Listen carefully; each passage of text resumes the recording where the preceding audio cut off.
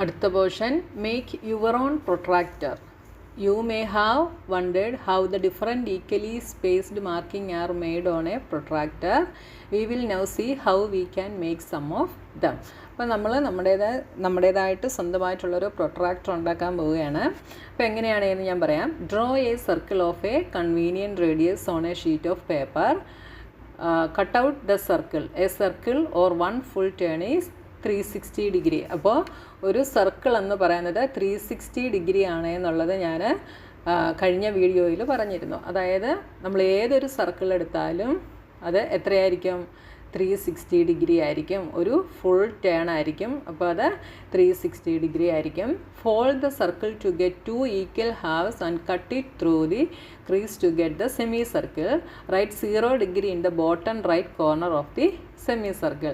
പിന്നെ എന്ത് ചെയ്യണം? ഈ സർക്കിളിനെ കറക്റ്റ് സെൻറ്ററിൽ കൂടെ ഫോൾഡ് ചെയ്യണം. ഫോൾഡ് ചെയ്തിട്ട് അതിനെ കട്ട് ചെയ്യണം. എന്താ ഇവിടെ പിക്ചർ തന്നിട്ടുണ്ട്. സർക്കിൾ എടുത്തിട്ട് സർക്കിളിനെ കറക്റ്റായിട്ട് സെൻറ്ററിൽ കൂടെ ഫോൾഡ് ചെയ്യുക. എന്നിട്ട് അതിനെ കട്ട് ചെയ്യുക. കട്ട് ചെയ്തിട്ട് റൈറ്റ് സൈഡിൽ 0 ഡിഗ്രി മാർക്ക് ചെയ്യുക. അപ്പോൾ ഫുള്ള് 360 ആണ് എന്ന് പറഞ്ഞു. അതിനെ നേരെ ഹാഫാക്കി കട്ട് ചെയ്യുമ്പോൾ എത്രയാവും? ഇവിടെ 0യും 360/2 ദാറ്റ് ഈസ് 180 ഡിഗ്രി. 0 180 യൂണിറ്റ്സ് ആയിരിക്കും ഉണ്ടായിരിക്കുക. ടോട്ടൽ 360 ആണ്. അപ്പോൾ ഹാഫ് ആക്കുമ്പോൾ 0യും അടുത്ത സൈഡ് 180യും വരും. അപ്പോൾ half of 360 degree is equal to 180 degree. Thus right 180 degree in the left bottom corner of the semi circle. Right കോർണറിൽ നമ്മൾ 0 എഴുതി, ലെഫ്റ്റിൽ 180 എഴുതി. ഇപ്പം നമുക്കൊരു പ്രൊട്രാക്ടറിൻ്റെ ഷേപ്പിൽ നമുക്ക് കിട്ടി. ഇനി നമ്മൾ മാർക്കിങ്സ് ഇടാനാണ് പോകുന്നത്.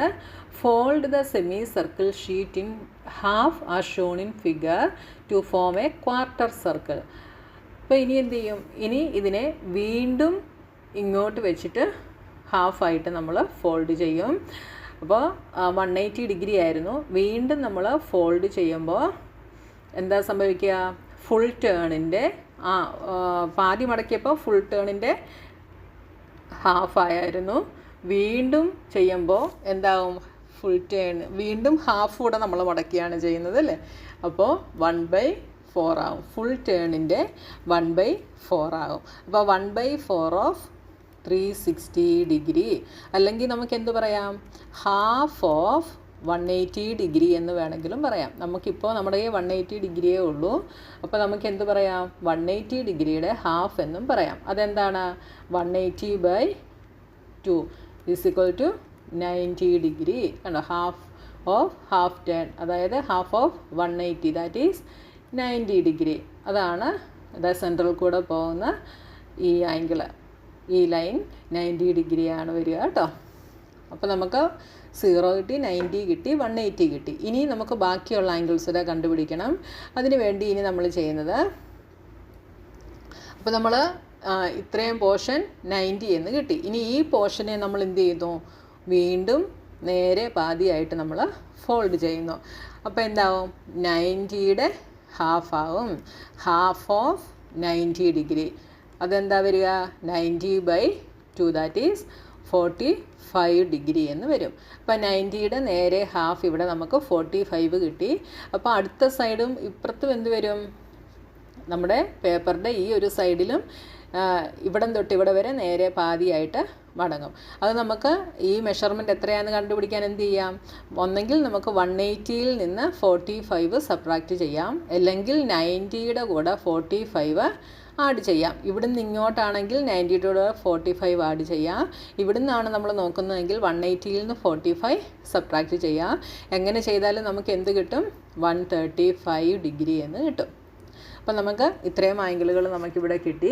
ഇനി നമ്മൾ ചെയ്യുന്നത്, ഇപ്പോൾ നമ്മൾ 45 വരെ ചെയ്തു അല്ലേ? ഇനി ഈ 45നെ വീണ്ടും നമ്മൾ എന്ത് ചെയ്യും? ഫോൾഡ് ചെയ്യും. കണ്ടോ? ഇതിനെ നമ്മൾ വീണ്ടും ഫോൾഡ് ചെയ്യും. അപ്പോൾ ഹാഫ് ഓഫ് 45 ഡിഗ്രി. അപ്പോൾ എന്ത് വരും? 45/2 ദാറ്റ് ഈസ് 22.5 ഡിഗ്രി എന്ന് കിട്ടും. അപ്പോൾ അടുത്ത 45ൻ്റെ നേരെ ഹാഫ് 22.5. അപ്പോൾ അതേപോലെ നമുക്ക് ഇവിടെയും കണ്ടുപിടിക്കണം അല്ലേ? ഇവിടെയും കണ്ടുപിടിക്കണേ. അപ്പോൾ എന്ത് ചെയ്യണം? നമ്മളിവിടെ മുകളിൽ 135 5 വരെ എടുത്തായിരുന്നതാണ് ഇവിടെ. ഈ 135ൻ്റെ കൂടെ നമ്മൾ എന്ത് ചെയ്യണം? ഒന്നെങ്കിൽ നമുക്ക് 135ൻ്റെ കൂടെ 22.5 ആഡ് ചെയ്തെഴുതാം, അല്ലെങ്കിൽ 180യിൽ നിന്ന് 22.5 സബ്ട്രാക്റ്റ് ചെയ്തെഴുതാം. അപ്പോൾ നമുക്ക് എന്ത് കിട്ടും? 157.5 ഡിഗ്രി എന്ന് കിട്ടും. അപ്പോൾ നമ്മുടെ പ്രൊട്രാക്ടറിൽ ഇത്രയും ആംഗിൾസ് നമ്മൾ കണ്ടുപിടിച്ചു. എത്രയാണ്? 1 2 3 4 5 6 7 എത്ര ആംഗിൾസ് കിട്ടി? 1 2 3 4 5 6 7 8 ആംഗിൾസ് നമ്മളിവിടെ കണ്ടുപിടിച്ചു. എങ്ങനെയാണ്? ആദ്യം ഫുൾ സർക്കിളിനെ ഹാഫായിട്ട് ചെയ്തു, അപ്പോൾ 180 കിട്ടി. അതിനെ ആ സെമി സർക്കിളിനെ വീണ്ടും ഹാഫായിട്ട് ചെയ്തപ്പോൾ 90 കിട്ടി. അതിനെ വീണ്ടും ഹാഫ് ആക്കിയപ്പോൾ 45ഉം 135ഉം കിട്ടി. അതിനെ വീണ്ടും ഹാഫ് ആക്കിയപ്പോൾ 22.5ഉം 157.5ഉം കിട്ടി. അപ്പോൾ നമ്മളിവിടെ ആംഗിളിന് പേര് കൊടുക്കുകയാണെങ്കിൽ ഏതൊക്കെ ആംഗിൾസ് ഉണ്ട്? Angle AOB, angle BOC, angle COD, angle DOE, angle EOF, angle FOG, angle GOH, angle HOI. ഈ 4 ആംഗിൾസും ഈക്വൽ ആംഗിൾസ് ആണ്. എന്തുകൊണ്ടാണ്? നമ്മൾ ഈക്വലായിട്ടാണ് ഫോൾഡ് ചെയ്തത് അല്ലേ? അതുകൊണ്ട് ഈ 4 ആംഗിൾസും ഈക്വൽ ആംഗിൾസ് ആണ്. അപ്പോൾ ഈ ഓരോ ആംഗിൾസിൻ്റെയും മെഷർമെൻറ്റ് എത്രയാണ് എന്ന് നമ്മളോട് ഇവിടെ ചോദിച്ചിട്ടുണ്ട്. എന്തായിരിക്കും വരിക? 180/8 ചെയ്താൽ മതി അല്ലേ?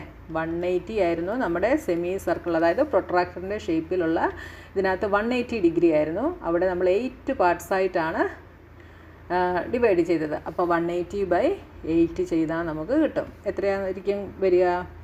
180/8 ചെയ്താൽ 22.5 എന്ന് കിട്ടും. ഇവിടെ 22.5 ഡിഗ്രി വെച്ചിട്ടായിരിക്കും ഓരോ ആംഗിൾസും ഉള്ളത്. കണ്ടല്ലോ, ഇവിടെ തൊട്ട് ഇവിടെ വരെ 22.5 ഡിഗ്രിയാണ്. അതേപോലെ ഈ ഓരോ ആംഗിൾസും 22.5 ഡിഗ്രി ആയിരിക്കും. അപ്പോൾ ഇവിടെ y എന്നൊരു ക്വസ്റ്റ്യൻ ഉണ്ടല്ലേ. ഈ ഓരോ ആംഗിളും 22.5 ആകാൻ കാരണം എന്താണ്? Because 180 is divided into 8 equal parts. അതുകൊണ്ടാണ് കേട്ടോ. ഇനി നോക്കിയേ, at each step we folded in halves. This process of getting half of a given angle is called bisecting the angle. അപ്പോൾ നമ്മൾ ഓരോ ആംഗിൾ കണ്ടുപിടിച്ചപ്പോഴും നേരെ പാതി മടക്കിയാണ് പോയതല്ലേ. ആ പ്രോസസ്സിന് പറയുന്ന പേരാണ് ബൈസെക്റ്റിംഗ് ദി ആംഗിൾസ്. ആംഗിളിനെ ബൈസെക്റ്റ് ചെയ്യുക. The line that bisect a given angle is called the angle bisector. അപ്പോൾ നമ്മൾ ഇപ്പോൾ ഇങ്ങനെ ഒരു ആംഗിളാണ്. ഈ ആംഗിളിനെ നേരെ പാതിയായിട്ട് മടക്കുമ്പോൾ ഇങ്ങനെ വരും അല്ലേ? പാതിയായിട്ട് ഡിവൈഡ് ചെയ്യുമ്പോൾ ഈ ലൈനിന് പറയുന്ന പേരാണ് ആംഗിൾ ബൈസെക്റ്റർ.